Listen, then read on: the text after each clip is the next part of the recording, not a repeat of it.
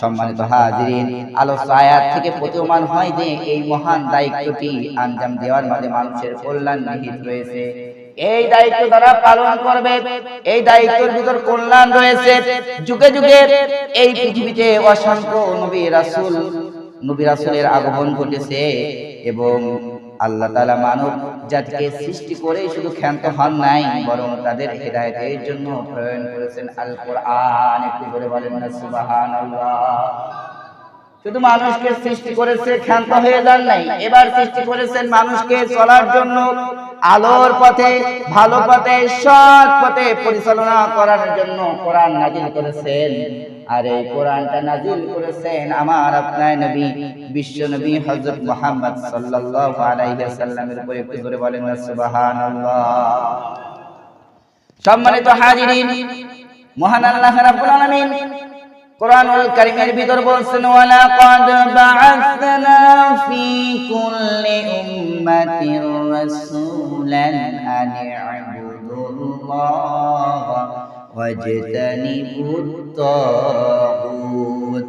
আল্লাহ বললেন, নিশ্চয় আমি প্রত্যেক জাতির নিকট রাসূল প্রেরণ করেছি এই মর্মে তারা আমি আল্লাহর ইবাদত বন্দেগী করবে, এই দাওয়াত দেব এবং আল্লাহর সাথে তাগুতকে মিলাবে না, তাগুত তারা পরিহার করবে। এই তাগুত আবার কি? এই তাগুতটা হলো আল্লাহ বিরোধী শক্তি, আল্লাহকে না মানা, আল্লাহ যে আইন বিধান দিয়েছে এটা না মানা, আল্লাহর সাথে লড়াই করা, এটা হলো তাগুত।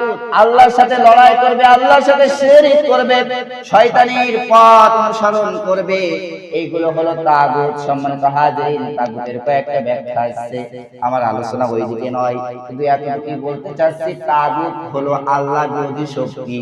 আল্লাহ যে আইন কানুন দিয়েছেন, এই আইন কানুন যারা মানবে না তারা তাগুতি শক্তি। কথা কি বুঝতে পারছেন? আমার শয়তানের শক্তি যারা মানবে তারা তাগুতের পথ অনুসরণ করছে।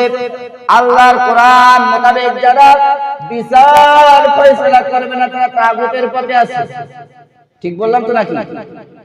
অতএব আল্লাহ বিরোধী শক্তি তাগুত শক্তি। সম্মানিত হাজিরিন, আমাদের প্রিয় নবী মুহাম্মদ সাল্লাল্লাহু আলাইহি ওয়াসাল্লামকে একই উদ্দেশ্যে প্রেরণ করা হয়েছে, তাকে হেদায়েতের মশাল হিসেবে তার হাতে, তার কাছে কোরআনুল কারীম নাযিল করে দেওয়া হয়েছে। একটু করে বলেন না সুবহানাল্লাহ।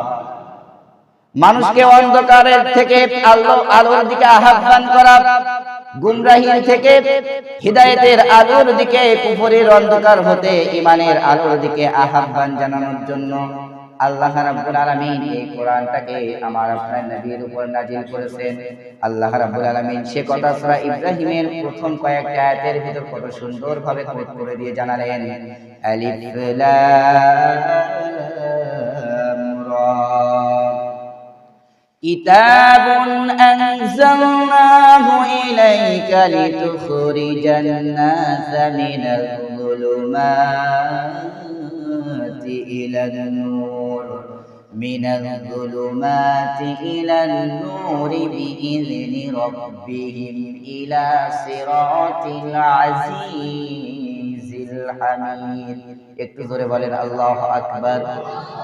আলিফ লাম রা এটা হুরুফে মুকাত্তাআত। সম্মানিত হাজিরিন, পরে বলছেন কিতাবুন আনজালনাহু ইলাইকা লিতুখরিজান নাসা মিনাজ যুলুমাতি ইলান নূর, আমরা তোমার প্রতি যা নাযিল করেছি যাতে তুমি মানুষকে তাদের রবের অনুমতি ক্রমে অন্ধকার থেকে বের করে আলোর দিকে ধাবিত করতে পারো।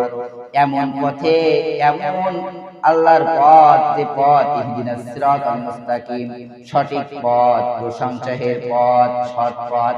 এই পথে যেন মানুষকে গুমরাহির থেকে, কুফরির থেকে, অন্ধকার থেকে যেন তুমি এদেরকে বের করে আনতে পারো, এই জন্য আমি আল্লাহ তোমার উপরে কোরআন নাযিল করেছি। এই কোরআন নাযিল করেছি, এই কোরআন দিয়ে তুমি এই উম্মতদেরকে দাওয়াত দাও। একটু করে বলেন না সুবহানাল্লাহ।